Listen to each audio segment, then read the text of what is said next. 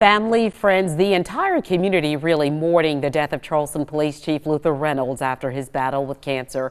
News 2's Sophia Radabaugh joins us live. And Sophia, you had a chance to speak with some of the chief's colleagues and friends about his impact.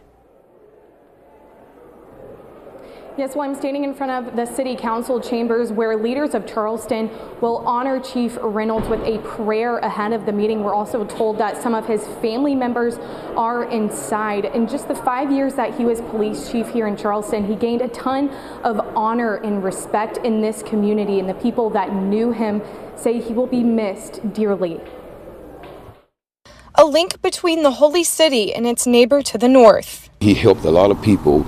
It was an instant connection between Charleston Chief Luther Reynolds and former North Charleston Chief Reggie Burgess. It was natural because we were both Christians, and then it became natural because we are law enforcement people. We love our profession. The two used their law enforcement bond as well as their faith to fight for the Low Country community together. He actually helped to transform the mentality of law enforcement inside, as well as the mentality, the perception of law enforcement on the outside. And with tears in his eyes, Burgess remembers the last words Reynolds said to him. He said, "I love you." He said, "Man, keep doing what you're doing." And he told me that we will see each other again. Chief Reynolds passed Monday night at the age of 56 after a long battle with cancer. He died less than a week after announcing he was ending chemotherapy and entering hospice care. Our hearts are breaking in the city of Charleston today. Mayor of Charleston, John Tecklenburg, also shared a special bond with Reynolds, saying he became like a brother to him over the years.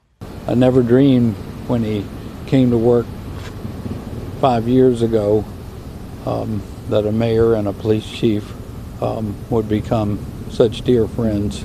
In downtown Charleston, flags are at half-staff, and when a memorial is held, Governor McMaster ordered that flags at the State House fly at half-staff to honor Reynolds' legacy, which Mayor Tecklenburg says is one of compassion and love. You could look at his resume and know that he had all the right qualifications, to be a top police officer, a police chief. But he had the heart. He had the love that really is an amazing combination. We have learned this evening that funeral arrangements have been made. Visitation will be held on Sunday, and the funeral will be Tuesday, May 30th at Seacoast in Mount Pleasant. Live in downtown Charleston, Sophia Radabaugh, Count on 2.